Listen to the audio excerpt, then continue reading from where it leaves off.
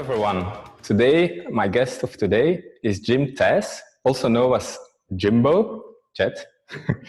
He currently lives in Sardinia, but he just grew up around the corner from the studio here in Huldenberg. He works as a triathlon coach, but he can look back at a 11-year of professional triathlon career with beautiful series of victories and places of honor. Like he won the Ironman twice in the age group from 18 to 24. He got 3 podium results in national elite championships, 18 top 10 finishes in Xterra World Cup races. 4 times he competed in Hawaii in the Xterra World Championships, and the list goes on and on. He even got a hill in Wales named after him, after he managed to cycle up the impossible hill as the first person. He loves pizza, me too, and he's just a nice guy, and when you see him, he enjoys life and just is always looking to have some fun. Hi Jim, how are you? Hi Ken, I'm fine. Thanks, and thanks for the nice introduction. Most of it was 100% correct. Few things. I don't remember everything you said, but some things were not 100%. I think I don't remember what, but anyway, it's all about it's the past, and life goes on. These are the results of the past, and I'm in the next chapter of my life. Yeah, I got it from your website, so maybe. Okay. No, but I think now I remember. It's like that I raced 4 times the world championships, and probably this thing was never updated because I did it many more times. So it's probably okay, even better. And yeah. It's only things were added to it. Okay. Yeah, I was gonna say no lies in it. I was gonna say the list goes on and on. Yeah. Because, otherwise, the introduction would be too long. Maybe you can tell a little bit more about this impossible hill. Yes. So, but it's a long time ago. So yeah, it's actually that climb was called the Impossible Hill because nobody ever rode up that hill in a race, or maybe not even in training in that area where we had to race. So it was known as the Impossible Hill. But on race day we had 2 laps, and I managed to ride up twice. And I was part of the lead group, so there were all the other guys who saw what happened. So when we were at the awards after the race, they said like, okay, we have to change the name of this climb because we know of what happened today during the race is that Jim rode up the hill twice. So let's call it from now on, we call it Jim's Hill. Okay, nice. And was it because it was steep or technical? Yeah, no, it was technical. It was maybe only a 2-3 minute climb, but there were many big rocks and stones, and it was slippery. And it was slippery because it was full of these small stones on rocks, and then also because of the terrain was wet, or because it's in Wales and it was always wet, I suppose. That climb. And so yeah, that made it kind of impossible. But I was kind of good at those situations because I have a lot of balance on the bike, and there were a few situations where the speed dropped to 0. And normally when that happens, you have to unclip and put the feet on the ground and just walk or try to start again. But I have some trial skills, and I just could manage to always stay on the bike and open up a gap because of that. Very cool. It's a nice story to tell your grandchildren. Yeah. I actually forgot. No, I didn't forget, but I forgot about it. But it's not something I often think about. It's nice to have this memory back because of you. Great. By the way, it's a couple of years now you stopped as a professional triathlete, but for some reason on Monday, yesterday, I opened Facebook, and what I see, you just ran a marathon under 3 hours, probably for fun. Was it for a specific goal, or you woke up and you go like, oh.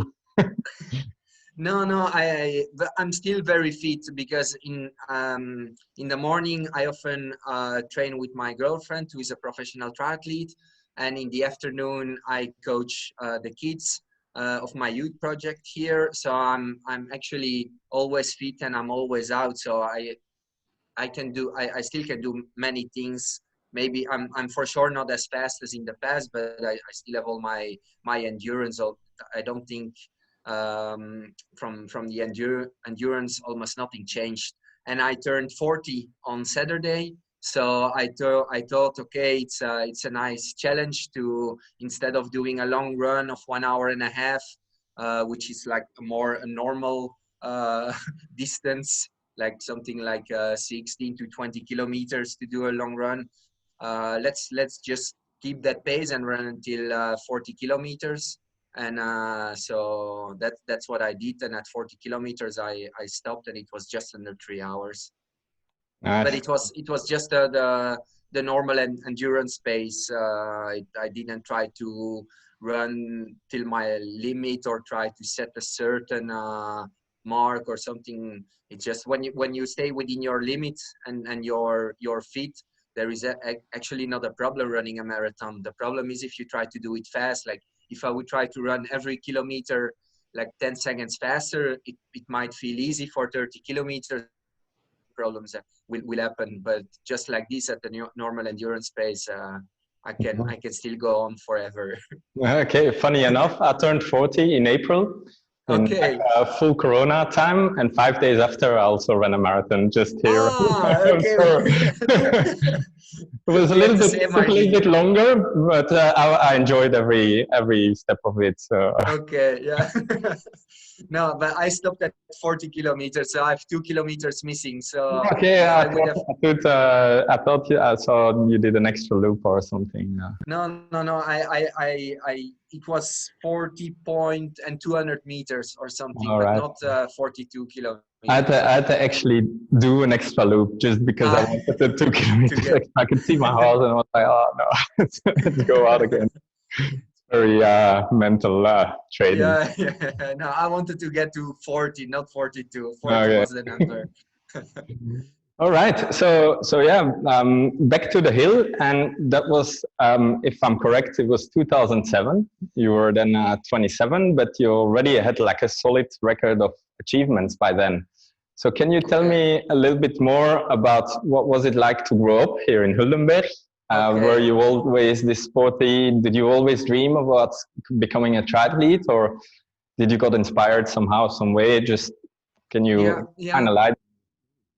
Oh well, now that I'm thinking of it, something about the introduction that I like didn't really like is the when they mentioned the Ironman results, because that I did as an age grouper, and I mean I have a lot of respect for what is the difference between professional racing and age group racing, and definitely persons like going who are really winning an Ironman or qualify for the World Championships as a professional. It's really difficult, and I did those things when I was kind of young as an age grouper, and I turned professional later in my career when I was focusing on the off-road triathlon. So the Ironman thing was something I did more as an age grouper when I couldn't really find a way to become professional in the sport at that time. Luckily, many things changed, because when I was young, when you were a triathlete, there were only two options: or you did Olympic distance, which is a very short version of Ironman, like it's a 2 hour, less than 2 hour race, and because of that, the swim is really important, and like this you can go. That's an Olympic sport, and you can become a good professional, and I mean make a good living if you are one of the best in the world in that sport. And then the opposite of it is the Ironman distance. But when I was like 21, 22, I felt that I was not good enough for the Olympic distance, so I was never going to make the Olympic Games. But I was also a little bit too young to become a professional in Ironman races. So that's why I tried as an age group. And I was a successful age group athlete, but I was nowhere near the level of the top guys who were racing Ironman at that time. And then But to go back even yeah, further, exactly. Can you even go further back a when I little bit was further? a child. Yeah.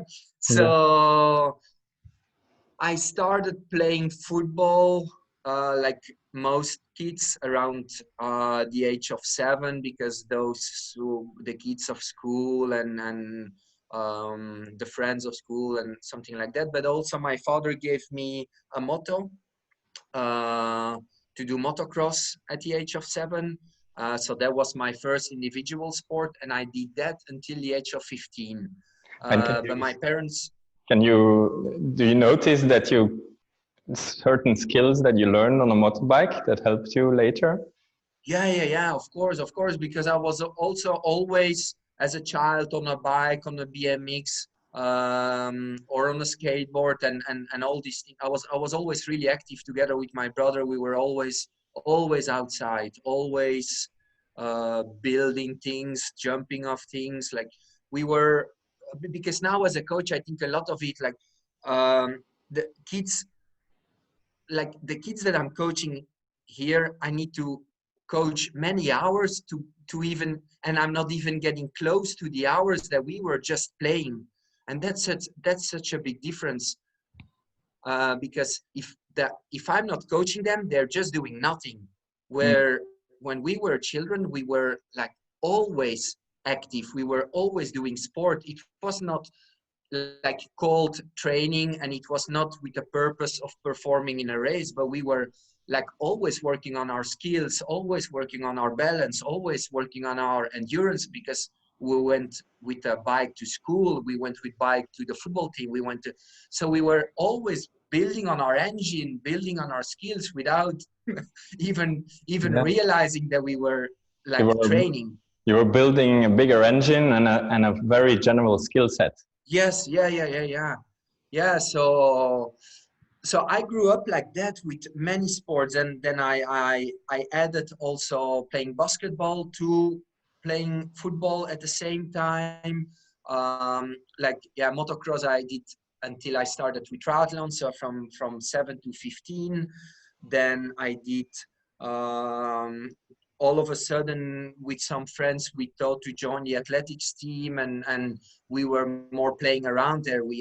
I think I did 2 races in 3 or 4 years, so it was not with the goal of doing like performing at races and doing athletics. And I remember one cross country running race, and my brother was lost and I was just in front of him. Like we were way back because we didn't do any of these things like serious. We were just playing all those sports. We were not training for it. And I didn't show any specific talent, or there was nobody telling me, "Oh, Jim, just focus on this. You will become amazing in this sport." So we were just doing many things. The Mm. only thing that I took a little bit more serious was maybe the motocross, because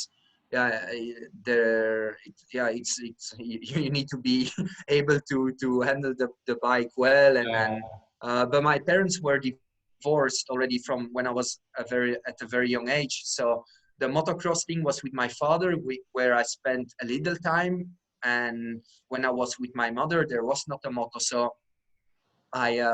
when I got older and I started taking the motocross a little bit more serious, I started like maybe training more specifically for it, but without a moto. So I was more on the mountain bike, more running, um, doing some push-ups and those kind of things, but all on my own, just to prepare for the motocross. And um, if I look back at it, I was actually almost training like for an individual sport already at a young age, then like let's say around 13 14.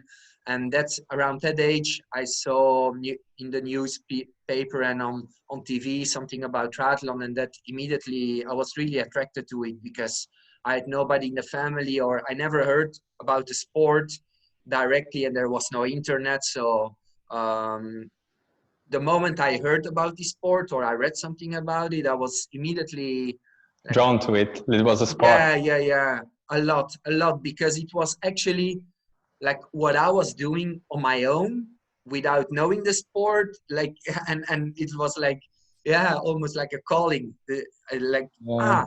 that's what I want to do. Like this motocross thing is actually just an excuse to really do what I want to do. And then when I found out that there were races going on in Leuven, which is at maybe 20, 15 kilometers of where I live, but yeah, before there was the internet, and if you don't know anybody who's there, yeah, it's just the other.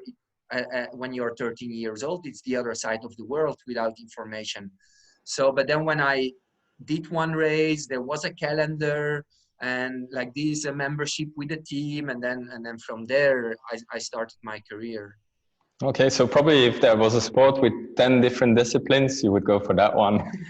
Yeah, maybe, but it's what we should encourage all parents and all kids to do, Is to give a very wide range of movements range of, and skills. Yeah.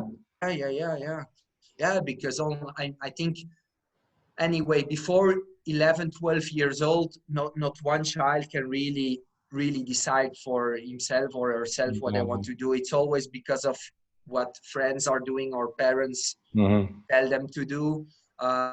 So the more they get in contact with other sports before, it's always a benefit. And then after, like between 10 and 15, 16, they will develop their own will and the things they really want to do with their life. And then And they notice where they're good at. yeah, that's it. Is it fine motor skill? Is it bigger? Is it more endurance? Is it more strength? So yeah. Yeah. And sometimes if you are good at it, then you even want to become even better at it because somebody is giving you a compliment and say, hey, you're good, I think you can be better at that. Or you do a race and you're like fifth and you think, maybe if I would really be serious about this sport, maybe I can go to the podium and like these kind of things. But the problem is sometimes they start much too young, putting those things in the mind of kids, and they should actually come automatically when they are 14, 15, 16. Great. So now jump back to the other part of the story. So you there was kind of a decision you had to make between the Olympic distance and the long distance, but you were a bit lost because you didn't feel good enough in one or the other. Yeah, lost and not lost. The problem was that I was, to be really honest, not good enough for neither of them. Like I had this huge passion for triathlon, and I knew that I could do it on an international level because the juniors that I grew up with, and they were, some of them were winning on the highest level and were winning big races, and I knew that I was very competitive with them. So it was not just like an impossible dream, but on the other hand, I was pretty far from them the moment we got into the professional scene. And there was this window of 5 years that I was actually not ready to be like on their level on the international scene or Olympic or Ironman. But I also felt that I was much too good to just quit. I mean, that was also not, I would have been sad, or it would have been the most stupid decision in my life just to say, okay, at 22, I'm not an international superstar, let's just stop. There was too much passion. I felt that, I always knew, I was sure that I was going to achieve something. I still had to figure out what. But eventually, like, the sport was also still growing because as we said earlier, there was only Ironman and there was only Olympic distance. But if you look at the sport now, there are 5 to 6 options where you can become professional. Yeah, I remember when I had that age, like maybe around 16, it was very exotic triathlon. I knew someone in my family who was doing like local run and bike races or small triathlons, but it was like, whoa, where did that come from? I never heard of this. So no. No, but that's, I repeat, with internet now, it's so much different. Like if I would be 13 now, like, or if I would have at the age of 13, like internet, you see something somewhere and you go Google and you find all the answers you need. You know that there are races in Belgium of those distances, that the world championships in Hawaii, it's something that you can do later. You don't have to do it when you're 14. You know, when I read these things, like I said, wow, how the hell can I do this 4K swim under the 80 bike and a marathon run? Like when I just started riding my bike a little bit around, it seems impossible. And also, how the hell do I get to Hawaii? I mean, where do you get the money to go to these places? But then, yeah, now kids know immediately everything they need to know because of internet. So that's a big difference. That's a luxury that we didn't have. So how did you find out about Xterra? So, like in '96 was the first Xterra race ever. And I saw it on Eurosport. And in '96, I started with triathlon. So actually from the first year I was doing triathlon, I knew it existed. But again, they were doing it in Hawaii. I mean, it was not that they were doing Xterra races in Belgium. And actually, so the first Xterra race in Belgium was only a few years ago. Like 10 years ago, they were doing an off-road triathlon already in Belgium. But the first real Xterra branded race in Belgium, it's, I think 2016 or something. So it's even that's kind of new. But when I was doing Ironman races as an age grouper, Xterra started organizing events in Europe. And in the beginning, there were maybe 2-3 races. But then all of a sudden, in 2006, there were 5 races, I think. Sorry to interrupt you, but can you just, what is an Xterra race? Okay, so an Xterra race is almost like an Olympic distance triathlon. So the shorter version of an Ironman, and that's 1,500 swim. Olympic distance is 40K road cycling, but in Xterra it's around 30K, 35K mountain biking, and then it's followed by a 10K run normally on the road, the Olympic distance, and in Xterra it's a 10K trail run. So instead of having a race of which would require 1 hour 45 to 2 hours for an Olympic distance race, we are talking about 2 hours and a half, 3 hours for a typical Xterra race. Okay. So everything a little bit longer because of the off-road character of the sport. Yeah.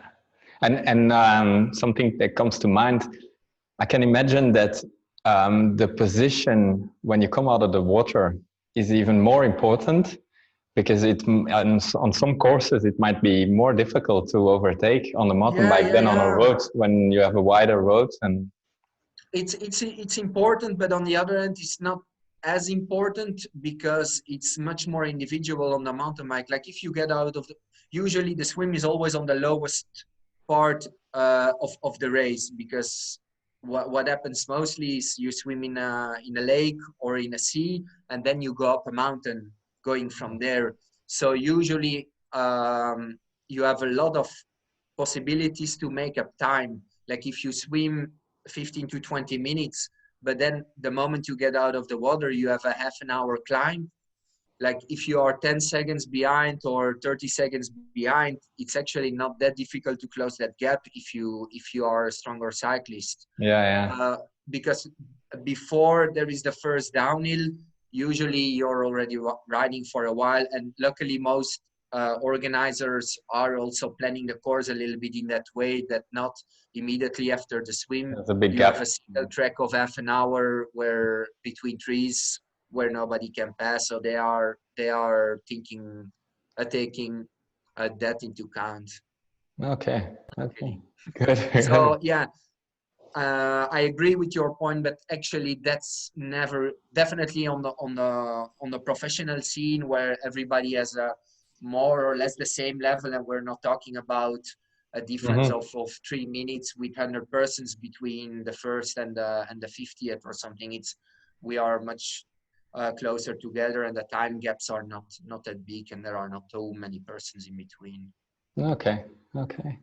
So what was actually your best discipline or your favorite, or is it the same, the best and the favorite, or maybe not? Yeah, I don't know. I think I have the most talent for running, but what often happened to me in Xterra races is that I was pretty tired after cycling or the first part of the run, and that I it happened a lot that I had very slow runs because of running out of energy of trying to do a very high pace for the swim and the bike and then running out of energy. So But isn't if you that would the look at aim of the race, to tire you out? yeah. No, the aim of the race for a professional is to do a result. So if you are completely destroyed and you get passed by 10 persons That's true. in That's the not. last 15 minutes, that's not a good day. You achieve the goal of being exhausted, but you don't achieve any any result or prize money. That's a problem. Yeah. Yeah, on the other hand, I had like the skills on the mountain bike where I could often like win some positions, like what we said earlier on very technical climbs or technical downhills. That was definitely my strength, and that's why I could have a lot of have a very nice career and having a lot of fun while having a good career as a professional in Xterra, and that would have been almost impossible in road triathlon, no matter what distance. Yeah, yeah. Now you mentioned the running. I remember we came together for a short running technique Yeah. introduction when I started to teach Yeah. not long thereafter, and I noticed immediately and afterwards as well when I was filming very good runners that you have still a lot of carryover from like how children run. Ah, So yeah. that's like it's almost, you run almost like a child. Okay. So, but in a good way, you know, Yeah. because they run very relaxed. Of course, nobody is perfect technically, No, but no, some are yeah. much better than others. But you could see you didn't have to think about it. It came just natural to you, and I think it's one of the reasons is definitely that you was always very sporty and never stopped moving. No. Often we see that people stop moving by the age of 12 until Yeah. 25 or some later, and then they pick it up again after they graduated, or even later when when they're 40, Yeah. and then it's starting from scratch actually. And Yeah. I Yeah, was very actually. impressed about your technique, Uh, your natural technique. Probably from as we said earlier, from like even doing football at a young age, it just you run at all different kinds of speeds there, and then while playing in the woods, like sometimes you sprint up or down a hill or all these things. Mm-hmm. You don't think of it, but you're always working on your technique while doing those things. So um, yeah, definitely when I always felt like when I was running on a flat surface, a flat course, I can run really fast. Uphill, I have very stiff ankles, so there I'm not that natural. There I have to work more. Definitely when it gets steep, I really have to think of how I have to use my body, how to use my arms, my legs. When I'm running on the flat, I just have to, like almost like cycling, just push. I don't have to think too much. I just have to put the effort Go in. for it. Yeah. Yeah. Uphill, I have to think of my technique. Mm, yeah. So to pick back into the story. So when was your first off-road triathlon race or Xterra or? So in 2006, and it's almost too good to be true or too funny to believe it, but it's actually where I'm living now. So my first ever Xterra was in Sardinia, in the town that I'm living now. And yeah, it's a crazy story. And it was my first Xterra. the week before I had a crash, so I participated with 1 or 2 broken ribs. So it was a very bad result. I think I was 13th, but I knew I could do a lot better. And then a few weeks later, in another kind of World Cup, a global tour, Xterra race, I finished 8th or 7th or something. So I knew I could do a lot better than 13th. It was just, but the whole experience was fantastic because I was like kind of dreaming that it was going to be such a nice experience, like racing with a mountain bike, racing in a wonderful lake on a beautiful island. And I was like almost sure it was going to be a wonderful experience, but I was not expecting to have such a bad result or to feel so bad during the race. But even with a bad race, I just fell in love with the sport. I fell in love also with Sardinia. I made in only a week so many friends. The people here they were just amazing, and I didn't speak a word Italian, and they didn't speak English, or not even Dutch, of course.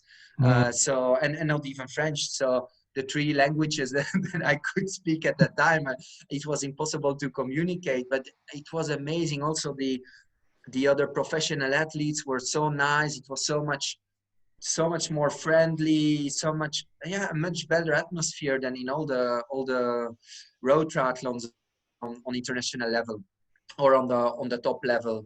And so I immediately knew that was going to be my life, or the rest of my career was going to be Xterra. And it only got the results got quickly better after that. And then I came back to Sardinia many times for training camps and other Xterra races. Yeah, it's like the mentality between road cyclists and mountain bikers and runners and road runners. It's definitely. It's a different sport and a different kind of person. But nowadays they tend to mix. But this only come the last couple of years.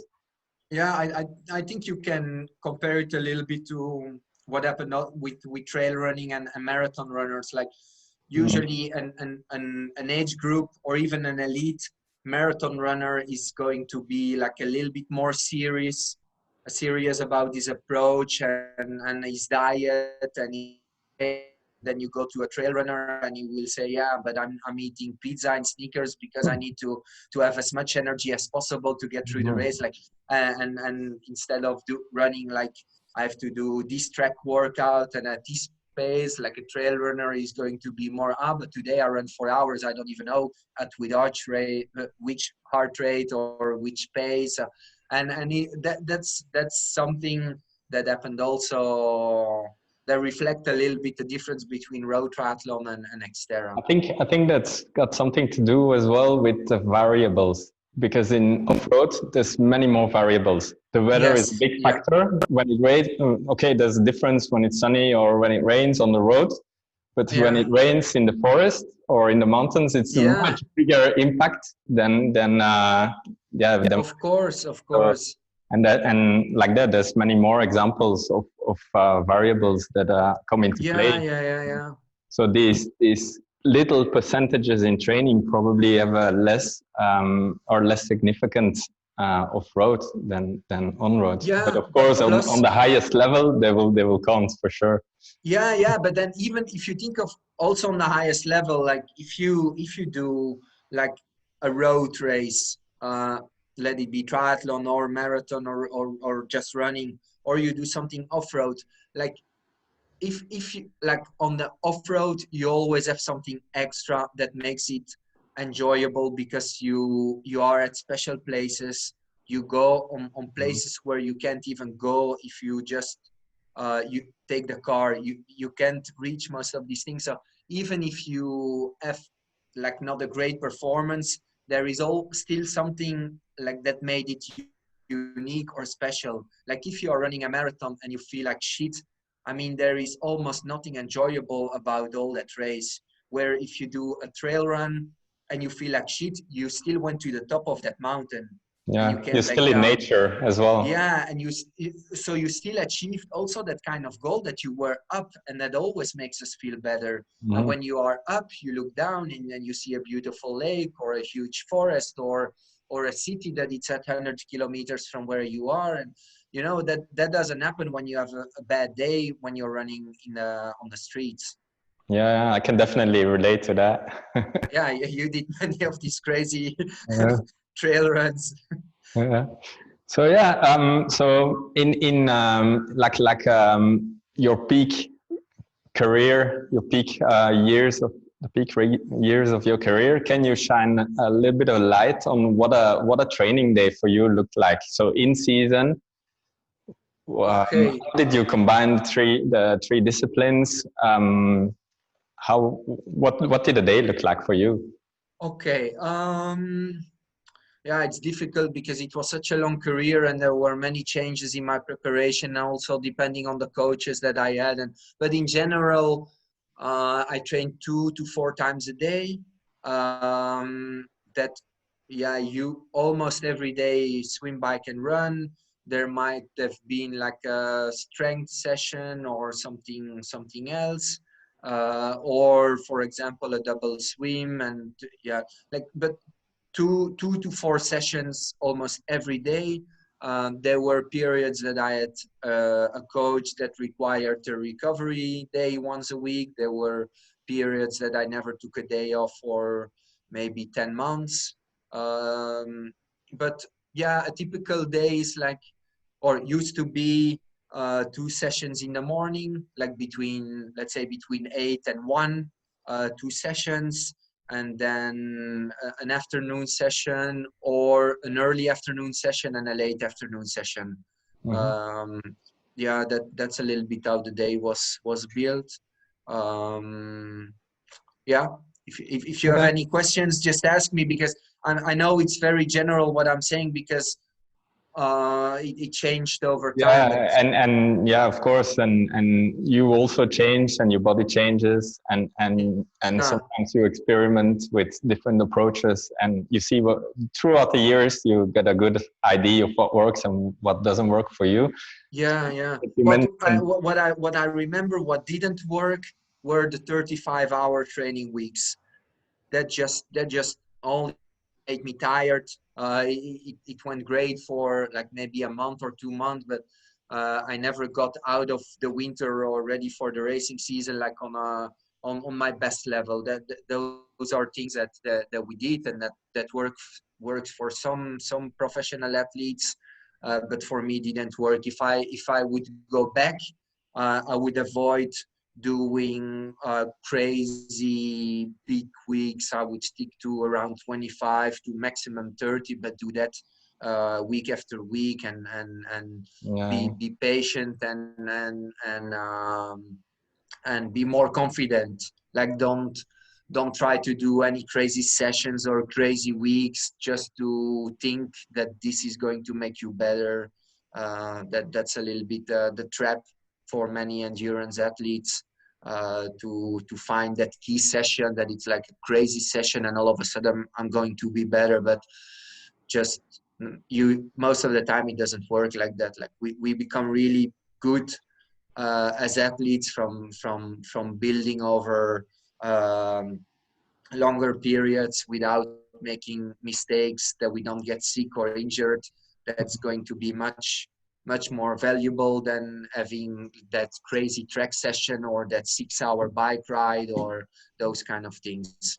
so it's more about the consistency than always Yeah, to for build sure. intent. Yeah, it's a little bit cliche, this word of consistency, but I mean, there is no way around it. That's actually what should be the aim and the goal for every athlete in endurance. Maybe also in other sports, but there are sports where, like if you're a 100-meter runner, yeah, I mean, they are going to get injured because it's so unnatural as a movement that you can't aim there to be really consistent, because you have to cross that limit.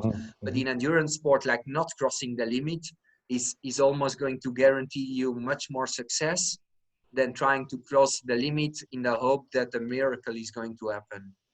Yeah. Yeah. And you mentioned there like strength and conditioning and some stability work, mobility work. So Yeah. it was part of your normal day. Or Yeah, how yes much and time? no. I don't need the hours or something, but how big a part was that of your training besides Yeah, the discipline? like in the first part of my career, it was zero because we were not even really aware of it. In the second part of my career, I think 2 sessions a week of about an hour. But then with moving to Sardinia, it became again zero because I had to start again from zero my life here. So um, that was kind of that was a real challenge to bring balance in my training life because everything changed, like the training, like where you train, with who you train. But otherwise I would say that I would have done twice a week 45 minutes to an hour, and I would have continued doing that forever Yeah, until the yeah. last day of And my there life.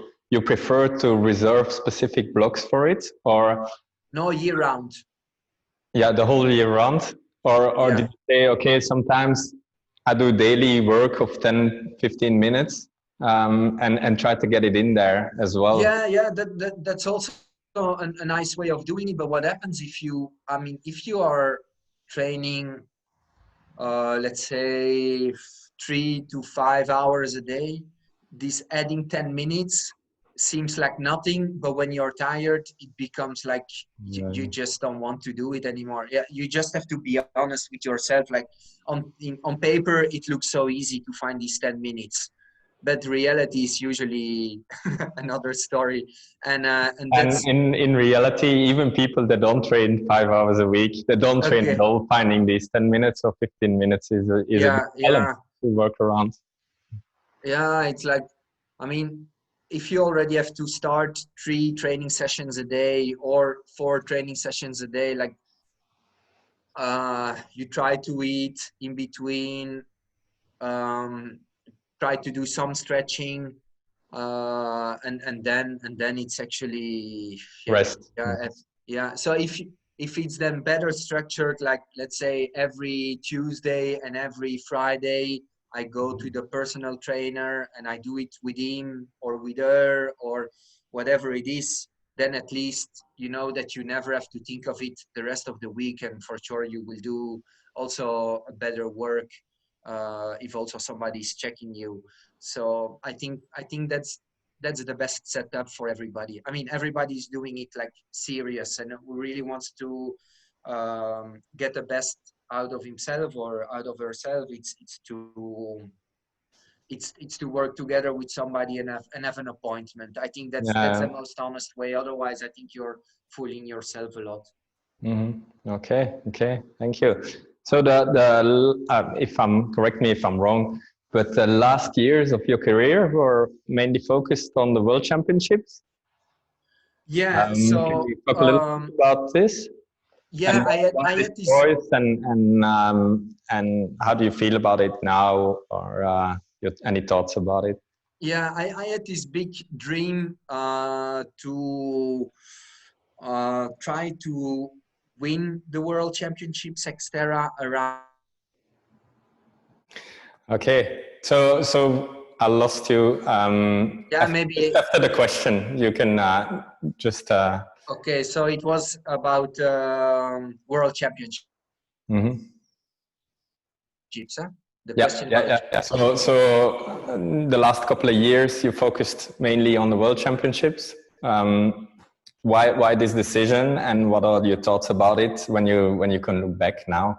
yeah, so it was around the 2013 2014 period. I had a big goal of trying to win the world championships around that period, and the truth is that those were actually almost my worst years, like definitely 2013, because I did too much training.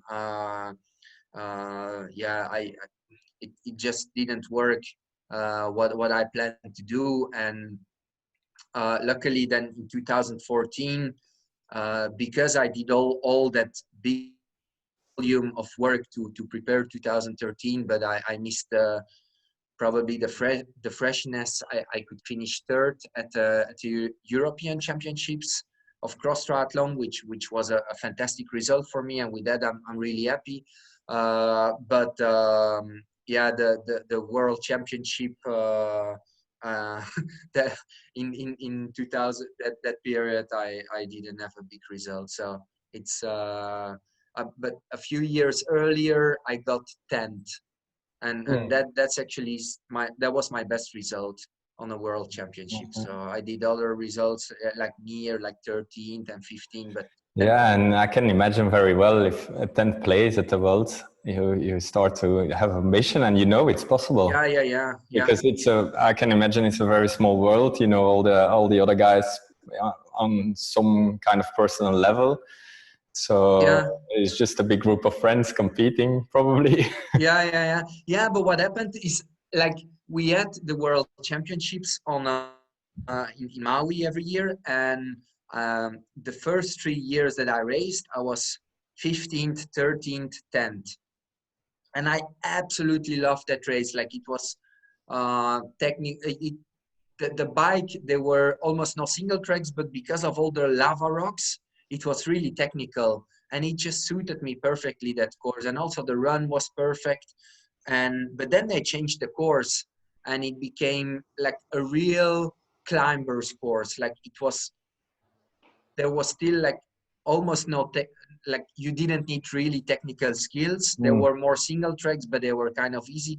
But they were like, I think 3 or 4 10-minute climbs, and then just very fast straight downhills, and then again 10-15-minute climbs. So that never really suited me. So I always went back to these World Championships with a goal to perform at my best. And maybe I had very good performances, but you could never see it really my results, because that course absolutely didn't suit me. And was it to open it up to more competitors?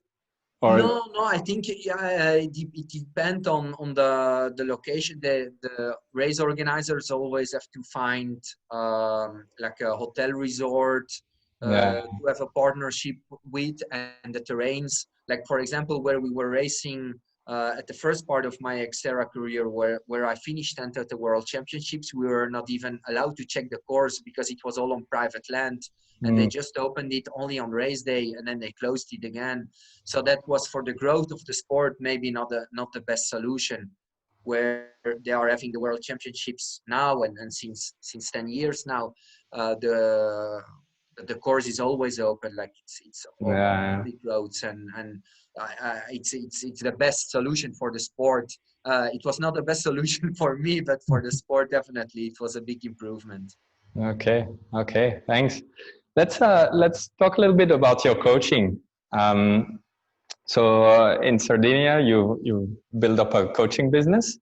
I could see that this is task coaching, but then you were coaching for Trinuoro as well. Trinuoro, Trinuoro is a town more in the north of Sardinia, in the mountains in the north. Oh, okay. So and they have a triathlon club or something where you coach. Yeah. So what happened is, I've always been coaching. Like, already when I was I think 18, 19, 20, I followed the coaching course of the federation in Belgium. So I had already a kind of degree from when I was very young.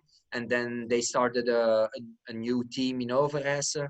The team already existed, but for 2 years there was no swimming pool. So there was a restart of the team, and they asked me to be the swim coach of the team. And so I became like the main coach of the team for all those years that I lived in Belgium.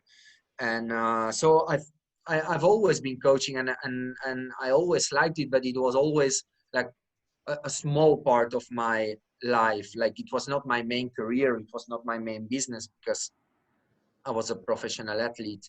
But then the moment I stopped my career, I was living in Sardinia. So I let the company grow, or my coaching company grow from Sardinia and not from Belgium or from another place. So um, the, the the Trinuoro team was the first team to ask me to coach them.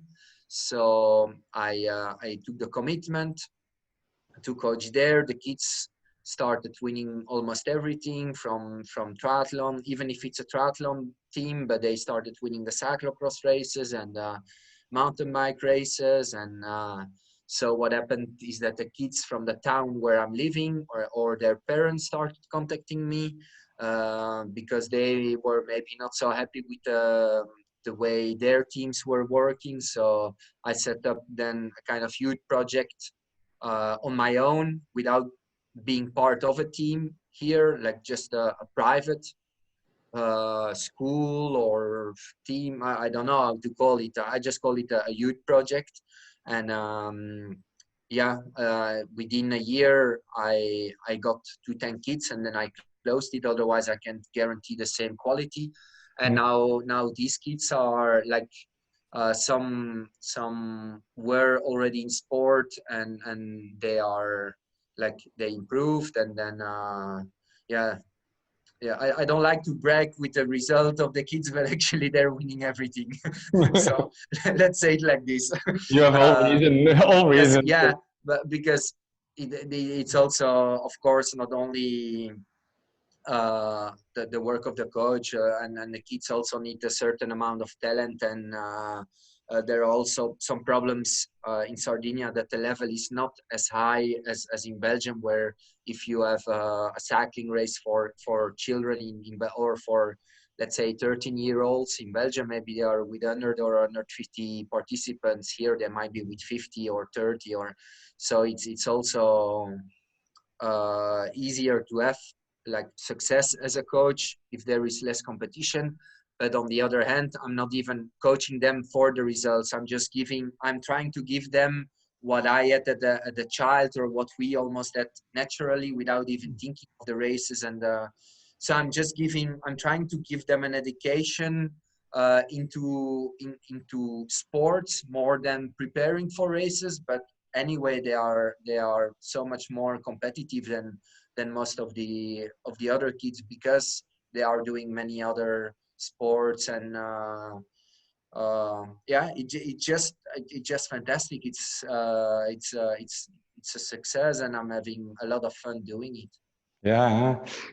Now you created your own competition, the North against the South, the both teams Yeah. that you're training. Yeah, luckily they don't see it this way. No, to be honest, the competition is more from the traditional cycling teams, not really appreciating that I'm coaching kids that are not part of the normal youth project of a cycling team. And like I have kids coming from a cycling team to my youth project, and then the teams, they see them running, they see them swimming, they see them doing cyclocross in the middle of the summer, and they just they can't handle it. They don't agree at all with my approach. And so I had them a little bit against me for for a year or half a year. But once they started then being in the front of all races, then they stopped complaining, and they just they just accept the situation. And they still Yeah, don't agree with it, but they learn to accept it. yeah, it's a conservative way of thinking that has to be. Yeah. In the triathlon world, it's a little bit easier to bring my ideas. With the cycling world, I have like a lot of persons not agreeing with me. Yeah, eventually they will turn when the results are there. Yeah. That's it. No, but I was worried about it, because I never had like enemies in my life, or I was never into a fight, and all of a sudden I found myself in all these conflicts and all these discussions, and persons not agreeing with me, and me trying to explain that what I was doing was not against them, or what I was not trying to kill these children with letting them run half an hour instead of being always on the bike. And but yeah. Okay. Yeah, it's getting better, the situation. Exactly. But you offer also online coaching to. Yeah, from for adults, a little bit. Yeah, I wanted to say all over the world, but that's a little bit exaggerated. But I still have a few athletes in Belgium. Um, I'm thinking, yeah, like maybe also in some other countries, but a few like age group triathletes usually, some trail runners as well, and then also here in Sardinia a little bit from different sports as well. As I said, like not only triathlon but also running or trail running or mountain biking or cyclocross, a little bit different sports. Okay, yeah, and you're of course a big support to your partner, Elizabeth. Yeah. But that's just fantastic how good she became. And I'm not her coach, yeah. So let me be clear about that, so that there are no confusions. Like we found out pretty early that we are a great team. We our life together is just fantastic. Yeah, we are really happy. But me coaching her, that didn't that didn't really work. Like I didn't feel good about it. Like it's really difficult to see Yeah, your girlfriend or the person you love struggling, and then trying to make her even more suffer and push. And yeah. that felt so unnatural to the both of us, that we looked for another solution, and that works great. She's coached by Bella Bayliss, who used to be a very successful Ironman triathlete, and she's from Scotland, but she lives in Lanzarote. And now that they have an amazing partnership. But yes, my girlfriend, she's called Elisabetta. And She's she also has some impressive features on her. yeah, we didn't really like she for sure didn't believe that she could get to that level. I immediately saw that she had enough talent to become an international athlete or a professional triathlete, but we didn't know which level. Maybe she was going to do like something like me, like racing for a top 10 or racing for a top 5 sometimes, or that was clear to me. But last year she started winning international events, and that's just that's just so fantastic. Like that we were not expecting. Nice, very nice. So I want to be a bit respectful of your time, of course. Yeah, no, it's okay. Usually I end with the question like I want to give people something practical, something that they can use immediately, like a tip or something you want to share. Okay. For now, I want to reach a little bit more people that are like they have this idea or they dream of one day they want to compete or they want just participate in a triathlon or in a off-road triathlon, and there might be it might be overwhelming to have these three sports, all these things that come on the sideline. Do you have some advice, something very practical that they can? Yeah. So Uh, actually, it's maybe not very specific, but also because I didn't really prepare for this question. But what a common mistake is that person are really focused on things that only matter when 90% of the other things are perfectly done. Like having like a 5,000 euro bike only matters if you did all the work that bike actually is going to make the difference. And the same with running shoes or a wetsuit, or because a challenge, an extra challenge of triathlon is that it's a kind of expensive sport. There you need to have all the equipment, but also all the registration for the races, yeah, like to go to a swimming pool. Like it's not something like that you just need to buy a pair of shoes and you're okay. There are certain investments you need to make, but it's not necessary to go to a nutritionist and to follow a special diet and to buy expensive products like supplements and all these kind of things, and you don't need a 5,000 euro bike when you just start with the sport. And so because you can also have a 500 euro second-hand bike, but you can also buy a 15,000 euro bike. So you have all these, but these like if you just want to start with the sport, just keep it very, very simple, because at the end it's also a very simple sport. All you need to do is be able to swim a little bit, ride a little bit, and run a little bit. And for all these things, you don't need a lot. You really don't need a lot if you just keep it simple. It only becomes like expensive and difficult if you do all these three things a lot and you see that you're good at it, and then you want to improve on that. Then things can become a little bit complicated, and you might look for a coach or somebody who knows much more than you, how you can prepare and how which equipment you need. But if it's just to start, just try to keep it as simple as possible and don't get lost in things that will only matter for like 1% of your performance. This 1%, look after it if already 90 or 99% of the other things are done. And that's the training. That's just as simple as going out and do something. Like if you have like a fantastic bike and a fantastic training program, but you don't want to go out because you're lazy that day, like, or it's raining, you're not going to improve at all. Like, just if you would have like the cheapest bike in the world and you go out and you ride half an hour, that's going to make you better. And that's actually what happens a lot lately with the triathlon world, or almost triathlon industry business, is that persons get into the sport a little bit overwhelmed with all these extra things that they need to have, like heart rate monitor, like a Garmin watch. Now it's like 300 euro or something, or 200 euro for the cheaper models, or I don't know, I'm just saying some numbers. But persons think that it's necessary to have it, or they can't even start training for triathlon. Well, that's bullshit, of course. You can also just go out and run without having a watch.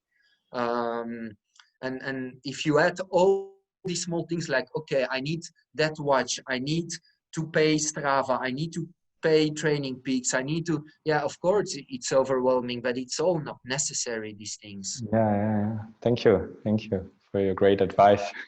Okay. So how can people get in touch with you? You have I wanted to mention you have a great YouTube channel, and but that's actually the earliest videos I could see was 2012. You're like a pioneer. Yeah, because I stopped with my professional career, and with that I all these promotional things for my sponsors and everything, it died with my with my professional career. So now I'm keeping these things a lot more like as a normal person lives. Like sometimes I make some posts about my coaching, what the kids are doing, or some of the adults are doing. On Facebook, and where can people see that? Facebook, just with my normal name on Facebook and Instagram. I'll put the link in. But also on Facebook, I have also my coaching page, and that's called This is Thijs Coaching. But on Instagram, it's just Jim Thijs. Okay, all right. And if they want to reach out to you for online training, is it best by email or? Yeah, they can follow. Send me a private message with Facebook or Messenger, or with just looking for my name. I think in these days it's kind of easy to reach out to a person. You find the contacts somewhere if you really want. They can find my email address or my phone number, or a direct message with one of these social media platforms. Okay, very cool. I want to thank you a lot for this talk, this conversation. Okay, now you're welcome. It was nice. I'm sure we could talk much longer. Yeah. So I wish you all the best with coaching, with the success of Elisabetta, and with all your other future plans in Sardinia. Yeah, yeah. And I'm happy Yeah, for you thanks. to hear that you can go out again. Yeah. After Uh, the lockdown, it's cool to be to be able to go out again without any limitations of where we can go and train. So that's a very positive thing. And yeah, thanks to you for this opportunity, and I'm following you also. So I know that you're doing many good things to get persons active. So I'm really happy to see your videos showing up and all the work you're doing. cool. Thank you. Good. Bye, Jim. Bye, Ken. Ciao.